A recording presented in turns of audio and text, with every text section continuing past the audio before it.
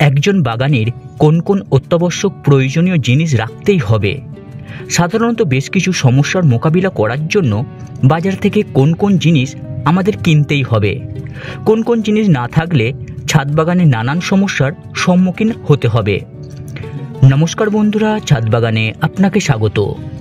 আজকে আমি ছাদ বাগানে এমন কয়েকটি জিনিসের নাম বলবো যেগুলি যে কোনো ছাদ বাগানীদের রাখা খুবই প্রয়োজন। নতুন বাগানীদের জন্য এই ভিডিওটি খুব প্রয়োজনীয় তথ্যপূর্ণ ভিডিও হতে চলেছে। তো আসুন ভিডিওটি শুরু করা যাক। আমি সমস্ত তথ্যগুলো ধাপে ধাপে আপনাদের সামনে জানাবো, তাই স্কিপ না করে সম্পূর্ণ ভিডিওটি দেখবেন। প্রথমেই আমি আপনাদেরকে এপসম সল্টের কথা বলবো। এই জিনিসটি আপনাদেরকে রাখতেই হবে। যারা নতুন বাগানি করছেন বা করবেন বলে ভাবছেন, তাদের এই এপসম সল্ট কিনে রাখা খুবই প্রয়োজন। গাছের ট্রেস কমাতে ও ঝিমিয়ে পড়া মৃতপ্রায় গাছকে বাঁচাতে এপসম সল্টের জুড়ি মেলা ভার। এপসম সল্টে সালফার থাকে বলে গাছে ক্লোরোফিল উৎপাদনে সাহায্য করে।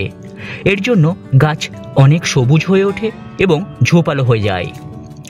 এপসম সল্টে ম্যাগনেসিয়াম সালফেট থাকে।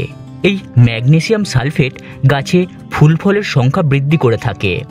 অনেক সময় মাটিতে ম্যাগনেসিয়াম ও সালফারের অভাবে গাছে নানান রকম সমস্যার সৃষ্টি হয়। তখন আমরা যদি এপসম সল্টকে জলে গুলে মাটিতে ব্যবহার করতে পারি, তাহলে খুবই ভালো ফলাফল পাওয়া যায়। আমরা ছাদ বাগানীরা নতুন গাছকে নার্সারি থেকে কিনে এনে এতে এপসম সল্টের জলকে স্প্রে করে দিই গাছের ক্লান্তি দূর করতে।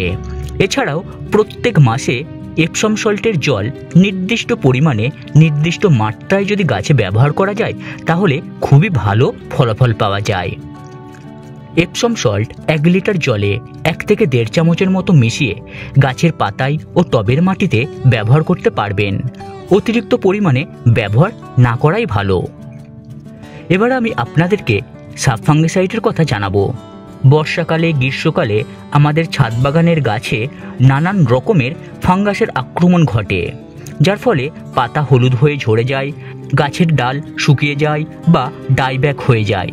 এছাড়াও টবের মাটিতে যদি ড্রেনেজ সিস্টেম ভালো না হয়, সেক্ষেত্রেও শিকড়ে নানান রকমের ফাঙ্গাসের আক্রমণ ঘটতে পারে, যার ফলে কিন্তু মারা পর্যন্ত যায়। তাই বাগানীদের হাতের কাছে সবথেকে প্রচলিত একটি সাব ফাঙ্গিসাইড রাখা খুবই প্রয়োজনীয়।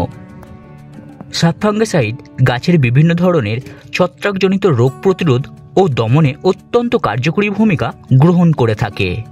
এটি কন্টাক্ট ও সিস্টেমিক ফাঙ্গিসাইড।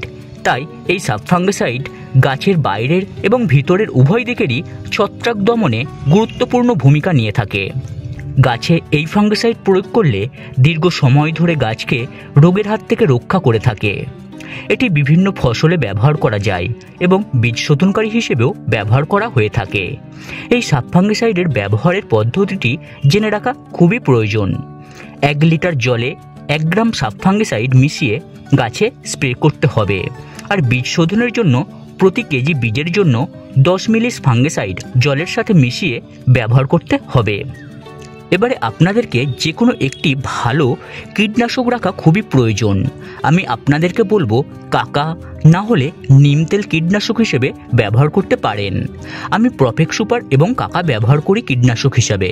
তবে যে কোনো কীটনাশকই খুবই সাবধানে এবং নির্দিষ্ট পরিমাণে ব্যবহার করতে হবে, তা না হলে গাছে নানান সমস্যা হতে পারে। নিম তেলকে 1 লিটার জলে 5 ml মেশাতে হবে। ভালো করে জলে ঝাঁকিয়ে মিশিয়ে নিয়ে তবেই গাছে ব্যবহার করতে হবে।